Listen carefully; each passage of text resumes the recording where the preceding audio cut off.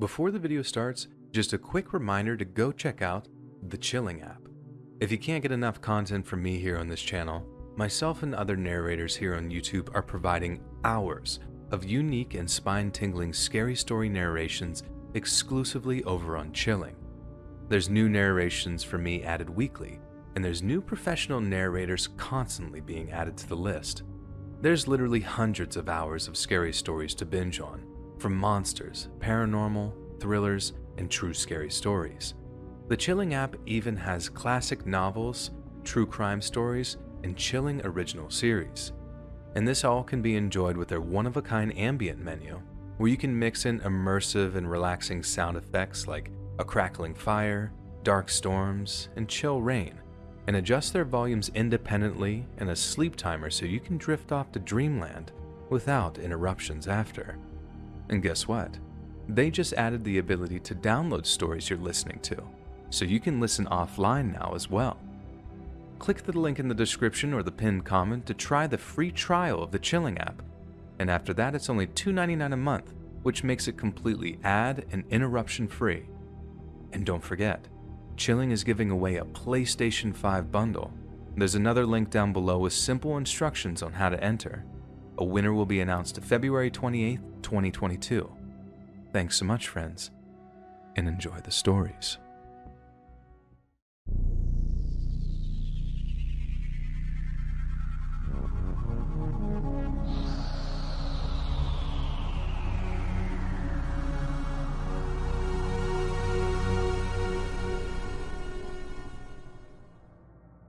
Okay, so I haven't had any really scary encounters.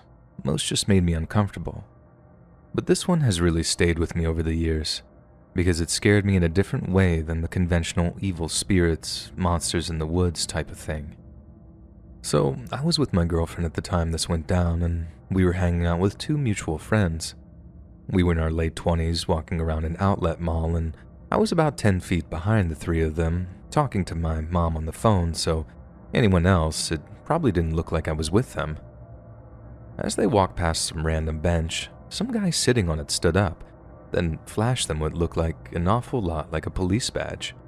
And I really do mean flash because he must have showed them it for like a fraction of a second. All they saw was the guy's tough guy authoritarian act, so they did as they were told. But I'd seen the whole thing, how the guy had basically psyched himself up, as well as taking the badge out of his jacket pocket before sliding it onto the waistband of his jeans.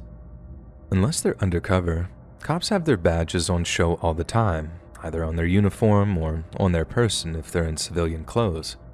I know this for a fact because I have an older cousin who works in homicide, so I just walked up behind the guy like, "Hey, what do you think you're doing?" The guy turned around like, "Hey, move along, kid, police business." To which I replied, "But you're not a cop." In response, the guy actually laughed and shook his head, as if to say, like, get a load of this guy. But I persisted. I asked to see the guy's badge again, and he was suddenly in the position where he didn't want to show it. And I'm like, "Yeah, exactly, because you're imitating a cop. The only idiot breaking the law here is you." He gave me this big, "Oh, you just wait here. I'll be back with my supervisor and you going downtown, kid."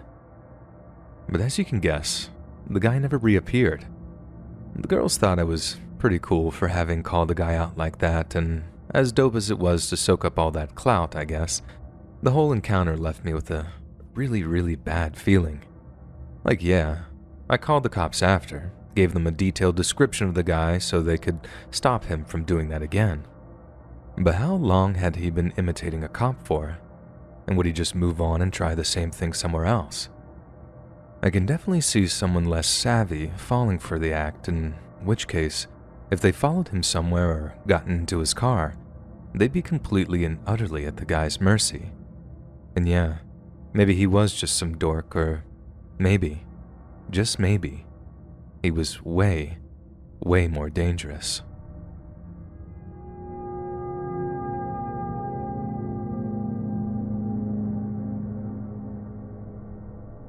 I was a 26-year-old female. I needed gas and it was around 11 p.m. on Saturday. I pulled into a busy gas station to fill my tank, except it was completely bare and not a car in sight, I also live in Alaska and it was very cold this night, maybe -10 Fahrenheit. Tired after work, just wanting to get home. Usually I start my pump and sit in my car due to the freezing cold, but this time I had a weird feeling that I needed to stand by the pump, so I did. I just started pumping my gas when a little golden sedan pulled up right next to me. A guy got out and I was feeling hypervigilant for some reason. He started cleaning his completely already clean windows. As he put back the squeegee, he started towards me. I felt like I wanted to run, but stayed calm and continued pumping. He asked me if I would help him put windshield wiper fluid in his car because he ran out and he doesn't know how to open up the hood. I laughed it off and told him I don't know either, which was a lie. He kept getting closer and closer to me while trying to lure me into his car by saying there's something under his seat which he can't reach because he's too big. Now, I'm 5'2" and petite. This man was large and scruffy. Think Alaska wilderness dude. At this point, I'm kind of freaking out and hit the call button on the pump. He took a step back and started to go back to his car. I thought I was being smart. My gas was almost done. I looked in his car when I noticed the insides of the doors had no handles except for the driver door, and that freaked me out even more. I was putting the pump back and opening my door, and now he was right behind me. I slammed my door shut and he yelled at me, "You're coming with me." Obviously, I refused and I was petrified. He grabbed my arm and slammed me against my car. I elbowed him as hard as I could and I started to scream at the top of my lungs. And thank God for the gas attendant with his big gun that night because if not for him, I don't know what would have happened. The attendant pulled the video and we made a police report and I called immediately after that guy took off. But I never heard anything else about it, and I just hope that he didn't get some other poor, innocent other girl alone.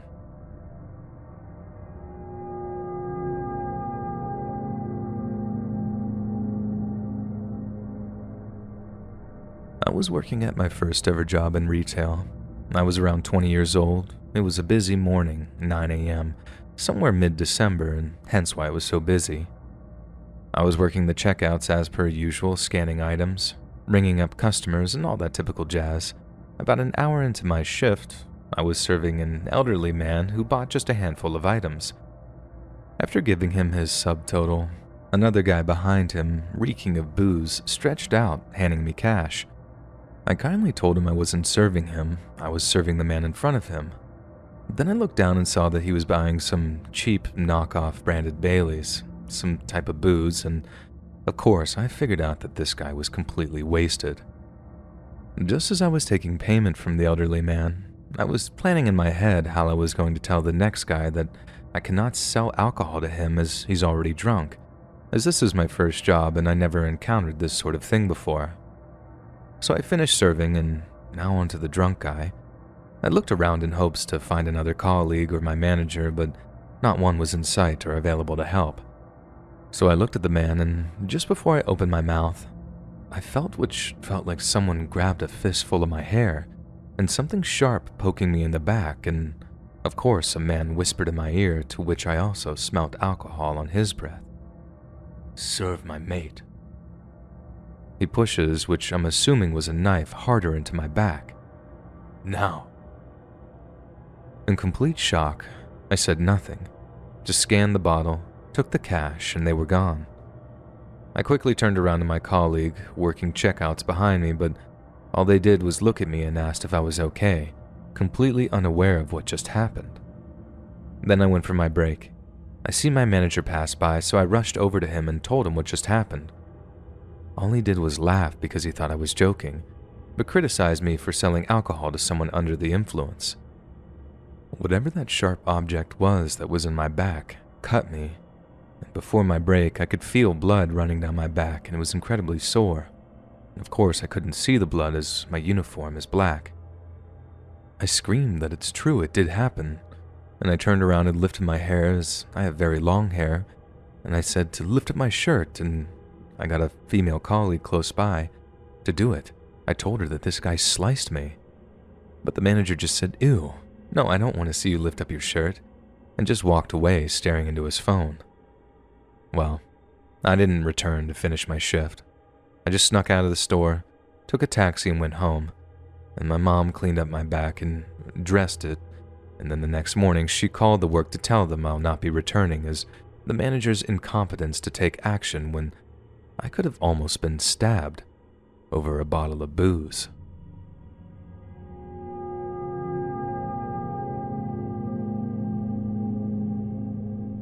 This was 2004 when I was 20 and living in a small 2-level apartment on the main floor of a building. Out front there were 3 stairs, then a deck, then 3 more stairs to the front door, and another little narrow deck that ran the length of the front of my apartment, which besides the door was all windows. The main floor was a tiny kitchen, living room, and a door to the hallway for laundry and parking access, all of which was totally visible from the windows. It was fall in Western Canada during daylight savings, pitch black early and surprisingly warm for the season. I had all my windows open and hadn't closed the blinds as to get a breeze in, and was talking on the phone to my sister. I had my back to the windows when I turned around, and I thought that I saw something weird at the window. It was really bright inside, so I turned the main light off and see a man pressed against the window, staring at me. I screamed and told my sister a man is on my deck looking at me. He seemed to take off into the darkness. I turned off all the lights inside, put the outside ones on, and I was babbling to my sister like, "Oh my God, a peeping Tom. So scary, I can't believe it," and then he just walks back up on the deck. I screamed again. "He's back. I have to call 911. I hung up and did so, while his face was pressed against the window and it was still open. The windows were floor to ceiling with screened cranked open bottom sections that I had opened to the max and could for sure accommodate a determined person crawling in. He could hear me and the 911 call, but he didn't move. I had crouched down in the dark room and the main light was off so he couldn't see me, but I had the lights on beside the doorway to the hallway and on the stairs to the bedroom. I didn't want to move and let him know where I was. I should have run into the hallway and banged on a neighbor's door, but I was in shock, and after all, the cops are coming from a station 10 blocks away. They'll get here soon, right? The 911 operator says, "We can't find your address." I'm directly behind the rec center at X and Y, corner unit, unmistakable area landmark in the only apartment building there. The man at the window starts banging on the glass. I was whispering, but assume he heard me give panic directions repeatedly, and we both can't hear sirens.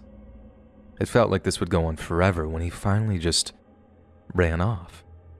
I couldn't see how far, and there were plenty of places to crouch and hide, so I wasn't all that sure. I peek out to see a police car, so I told the operator that they're here. And then the car starts to drive away, and the operator told me to go outside and flag them down. I don't know why I actually did because I was scared out of my mind, but when I did, they rolled down their window. "Ma'am, do you need help?" "Oh, you're looking for me, I think. I called 911? "We're just driving by, but what's the problem?" They never found the man. That terrified me and made me feel so unsafe that I actually moved. But it was truly the cops not being able to find the only apartments behind a notable building that completely shook me. The frightening end note is that when I moved out, they tried to charge me because the downstairs screens are shredded from your cats. The screens were pristine the day the creeper showed up, and that was the last time I opened the downstairs windows or blinds or used the front door.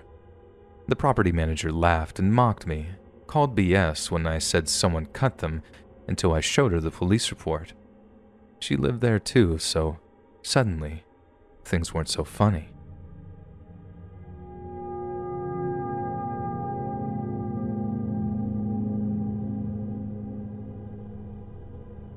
I'm from a small town, the kind where you are in the same class with the same kids from preschool through graduation.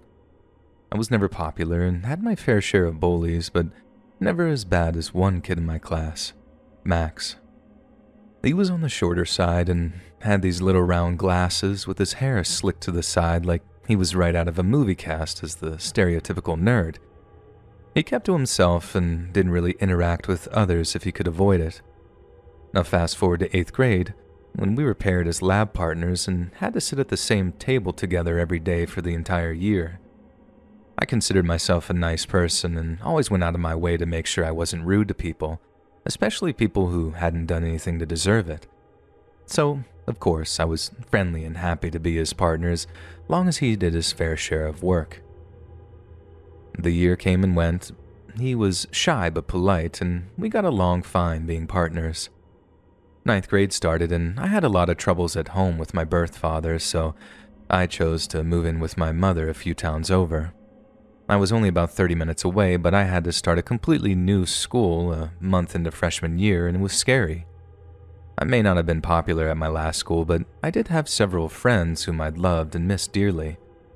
My mom would often drive me to the other town to see my friends and hang out, and I also started making new friends at my new school. It was a good setup, and I continued this way until I was 16 and could drive myself. I never heard anything from Max, and honestly, I had kind of forgotten about him. That was until my junior year of high school.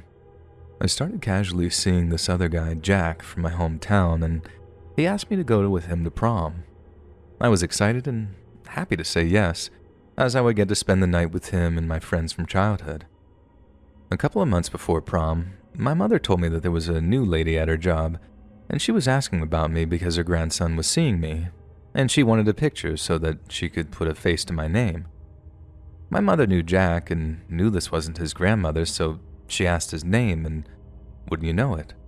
It was Max. My mother showed a picture to the lady that she had on her desk, and the lady went on her way. A few weeks later, she asked for the color of my prom dress so that she knew what to get Max so that we matched. My mother was confused but told her it was pink. About 2 weeks before prom, some of my friends from my hometown told me that Max had been telling some people that we were going to dance together and that he was so excited. I thought this was a bit creepy, but I didn't put too much thought into it. The night of prom, I picked Jack up and we headed over to the school only to find Max and his grandmother waiting outside the entrance so that she could take pictures of us before we go in. I was not one to disappoint people, so I politely took a couple of pictures with him as my actual date stood off to the side and waited. If Max's grandmother was confused that I had another date, she didn't show it. The rest of the night went smoothly and Jack and I had a great time. We didn't see Max anymore and assumed that he had left. Other than his grandmother telling my mom that he had lost my number and trying to get it for him, which she thankfully didn't do, I didn't hear much from him until we graduated. I went to a state college, and I had heard that he had gotten into a well-respected private university. Everything was fine for the first few weeks of college, and then I ran into him. He caught me on the way to class one day. I was polite and asked him if he was a student here too, which he was, and I chatted with him for a minute before hurrying off to class. It was a relatively harmless interaction, but still creeped me out a bit since I knew that he got into that other school and wondered why he chose to go to a state college. For the next couple of months, I ran into him almost daily. He always wanted to talk and never seemed to be with anyone else. I found out from some girls in my dorm that he had been hanging around asking about me and trying to figure out my class schedule and where I would be and when. He also told them that he was my boyfriend, and he passed up a scholarship to another college to come here and be with me instead. They figured out that he was lying when they never saw us together for long periods or him up in the rooms with me and stopped answering his questions. I left at the end of the semester to move home and take classes at a nearby school, and I did not tell him, obviously. The following year, I actually got married to my boyfriend from my senior year of high school. Kinda dumb, I know. Anyway, we were in his small town, which is in the same county as my hometown, for a fair shortly after the wedding. And while we were walking around and enjoying ourselves, I see Max staring at us at the end of the block. It was the first time I had been genuinely fearful of him, as the look on his face was nothing short of hatred. I tried to ignore him and went about my night, seeing him a few more times, and always with that look on his face. The next few years passed with me hearing nothing from him at all. I didn't even know if he was still living around that area or not. I found out a little while after that he did when I started working at a clothing store in town, and he would stop in and sit in that sort of dad chair next to the door for all the guys to hang out in while their people shopped. I mentioned it to my manager because of our history and the fact that he would stare at me constantly while sitting there, but he always came in with a girl, and I later found out it was his sister, so they didn't think too much of it. He never spoke to me. They just always stared. And when I was in my mid-20s, I moved to a city in my home state, but still several hours away from my small town. I'm now 30 and doing well in life, and other than a random Facebook friend request, which I reject, I haven't heard from him. It's just crazy that he stalked me for all those years, and I just hope that he stays away.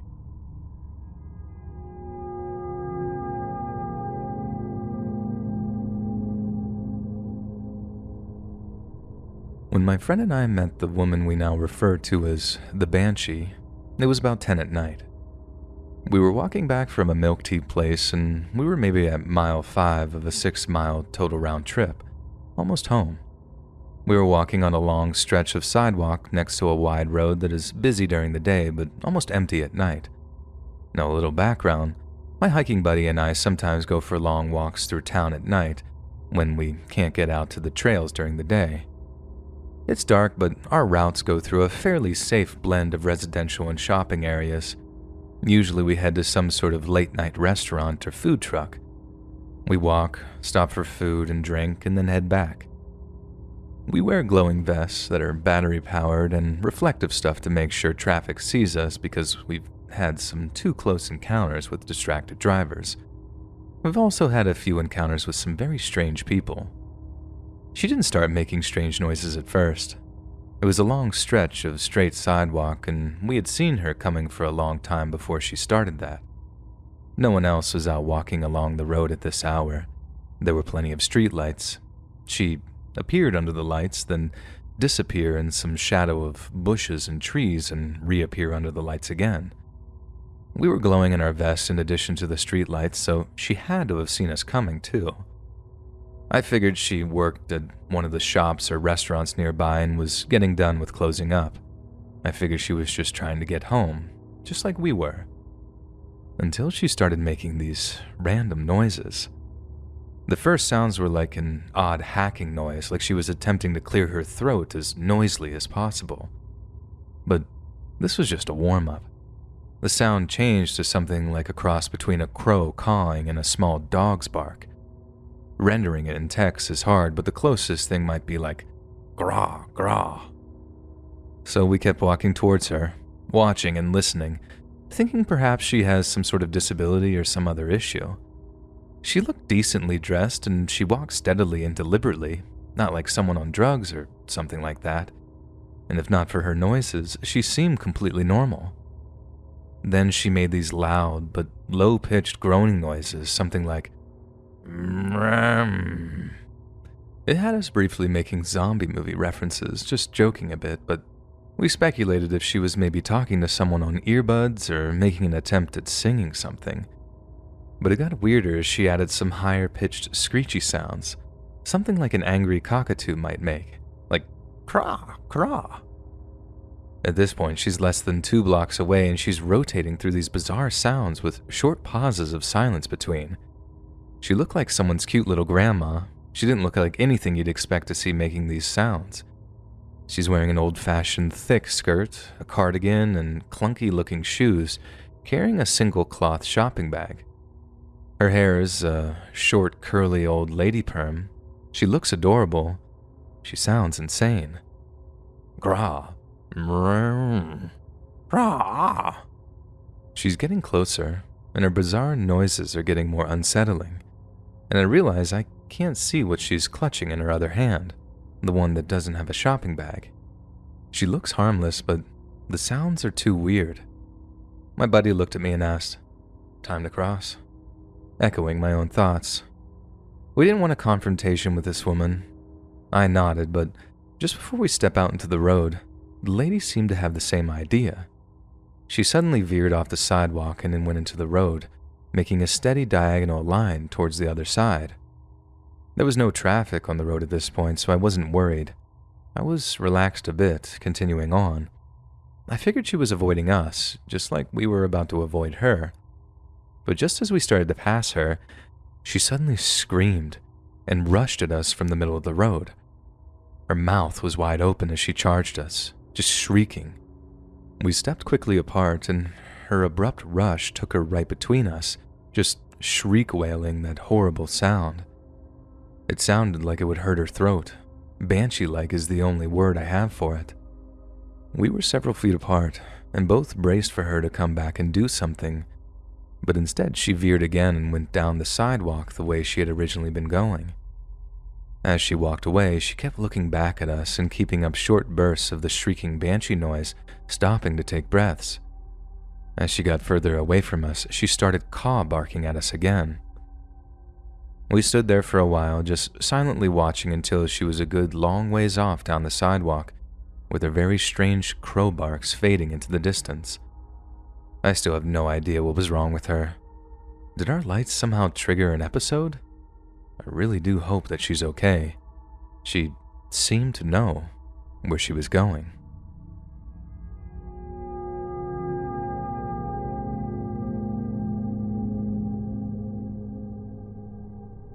So I've been living alone in a foreign country for a year already.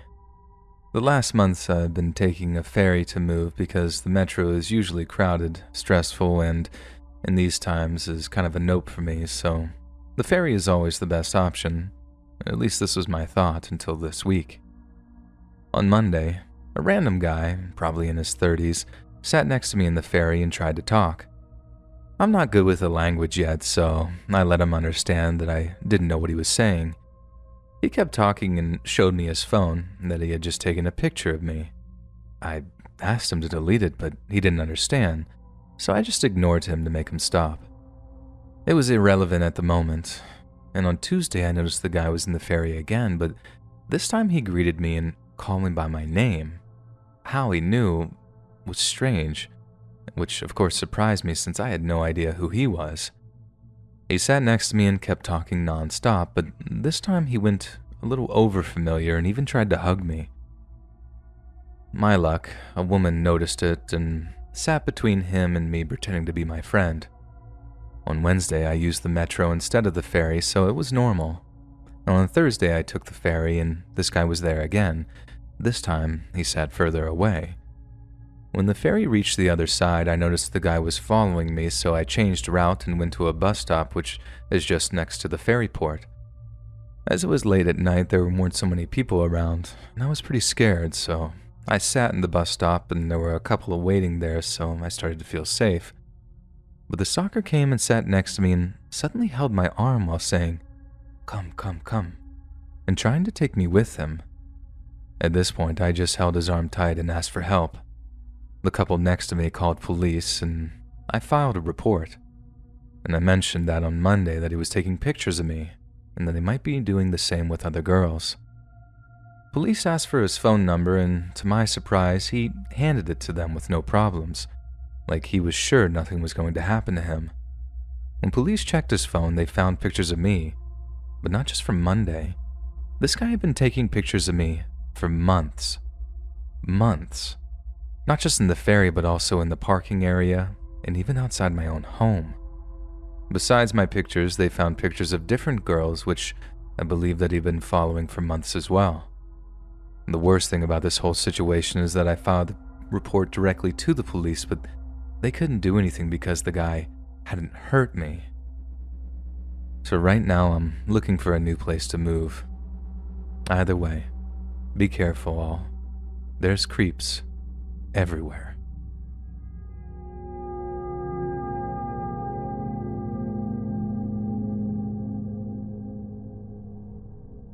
This happened in Boston in 2013.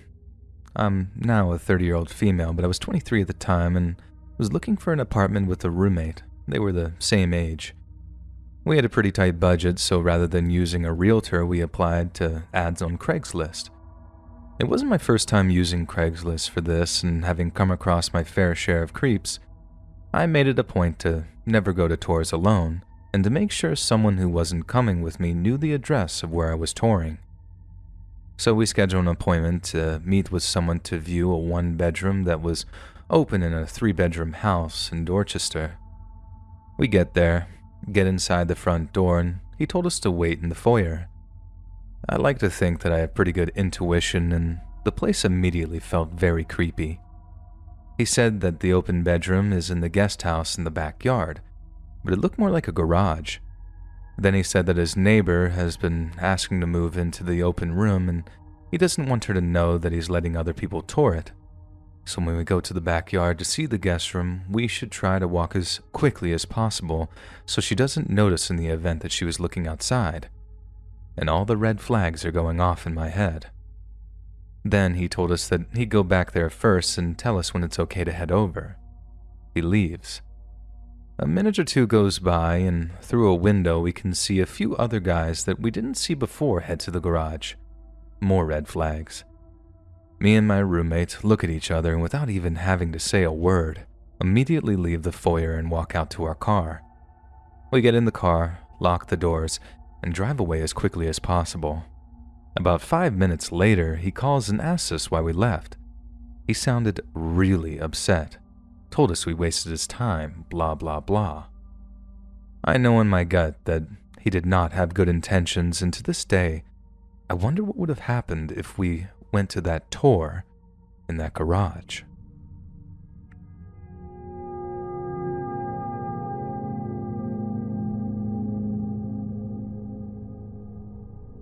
First of all, I'm sorry for my English, but I hope you understand me anyways. And when I was 14, we moved to another house in another city. At first, everything was okay, but our landlord, who was about 70 years old, started to show up more and more often because of construction work, as he put it. But the house itself was totally fine. If my parents couldn't be there when he wanted to come, he asked them if he could pick me up from school and go to our house with him, which of course they didn't want. All of a sudden, he started saying weird things about me, a 14-year-old girl, about my looks and how beautiful I was, and so on. I didn't tell my parents about it, and I was always disgusted with him. Once my best friend was with me, and my parents asked our landlord if he could drive her to the train station because he was standing in front of our car. I was so afraid for her and didn't want her to go with him, but it was a long way to walk. I texted her the whole time, waiting until she was out of the car. I told her about him, but she dismissed it as me imagining things. When she answered me, she wrote that she now believes me and that he kept making strange comments and wanted to drive her through the forest to the station, which would have been a huge detour, which luckily she refused. One day my parents were gone and I was in bed with a fever. I was completely under my covers when I heard footsteps and a man's voice. I thought my parents had come back. Suddenly someone came into my room. I heard my landlord talking to another man. I was completely in shock and didn't know what to do. I was home alone and they hadn't noticed me under my covers. I couldn't move. Suddenly the stranger noticed that I was moving under the covers and told our landlord, and they both left immediately. When my parents came back, I told them everything. And in Germany, it's forbidden for landlords to enter the house without the tenants. It's even forbidden to have a spare key while it's rented. He was even a police officer. And we moved out a month later.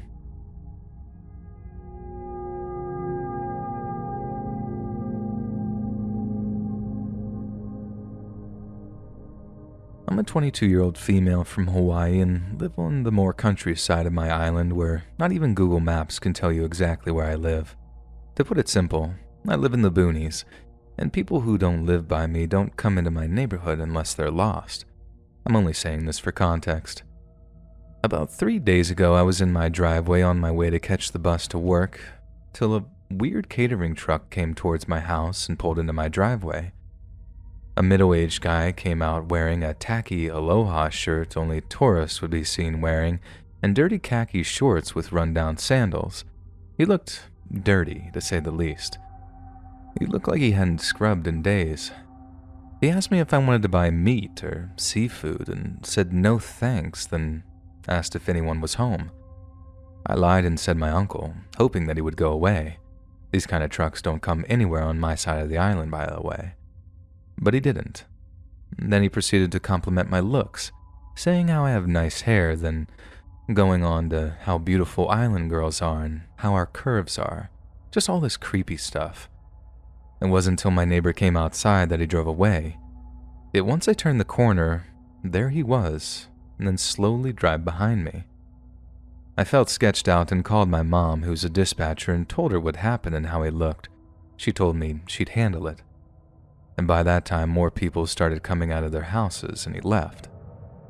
2 hours later, I was at work, and she tells me that she got a couple of other calls about the same guy with the exact same description as me, and I was asked to go to the station to say if I recognized anyone and pointed at his picture. They confirmed that he was a well-known trafficker in that area and that they haven't been able to track him for weeks. Since then, I've locked my house as soon as my mom leaves for work. I haven't really slept since, and I've been throwing up or having panic attacks anytime I leave time for myself to think. I'm scared out of my mind, and I honestly don't know what to do. He knows where I work, my house, my face, and it scares me to the point that I'm even covered up my windows just in case someone might try to look inside.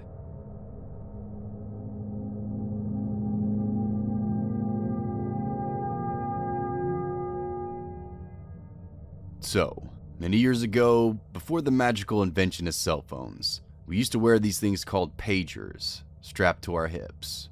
For those that don't know, the way they worked was someone would page you with their phone number, and you would call them back when you got to a phone. Given that I worked as an on-call technician for a company in the audio-visual field, my pager would go off like that all the time. And like most people who use pagers around that time, our clients knew that if they followed up with their number with the 911, that would indicate to whatever technician that was on call that they had to stop whatever it was they were doing and call them back right away. Side note, it didn't actually have anything to do with emergency services. It was just like a little code meaning that the situation was an emergency.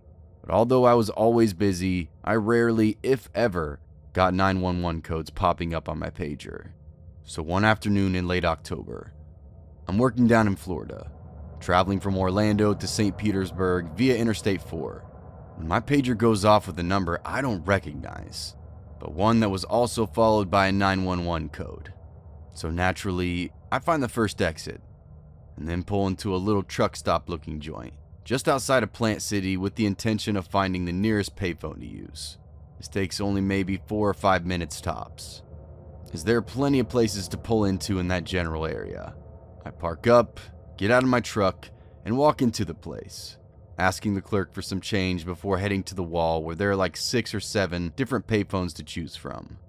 I pop a few quarters before proceeding to check my pager, dialing the number displayed on the screen and obviously excluding the 911 code. It rings, and it rings, and it rings, but no one bothers to pick up. Now this had to be the first time this had ever happened.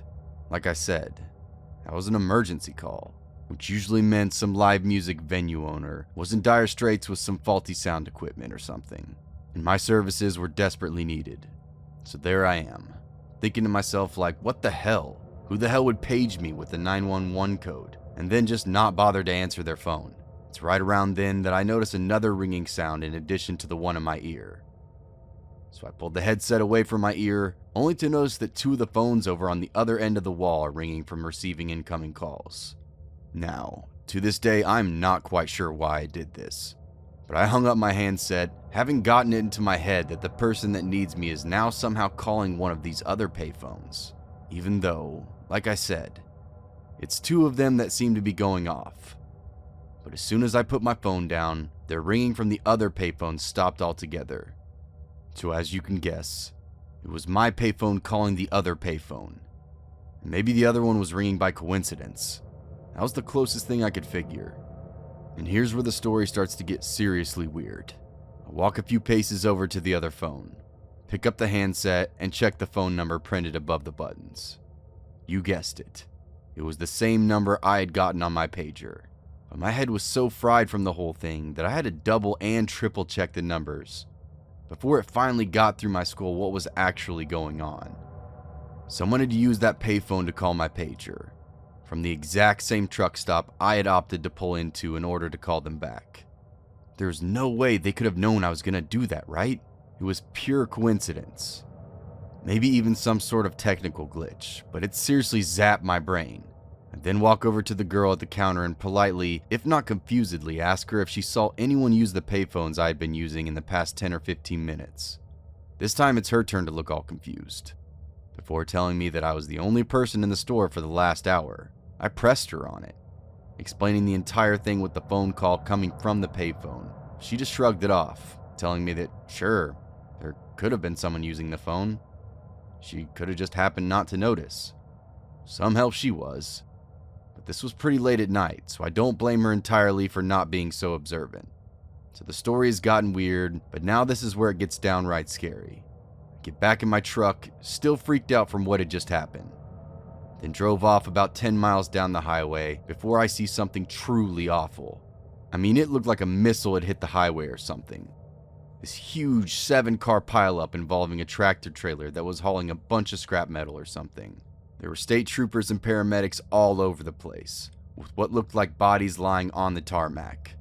I slowed a little to rubberneck for a second, contemplating how, if I hadn't gotten that pager call, that it could have well been me lying there on that tarmac, dead as a doornail.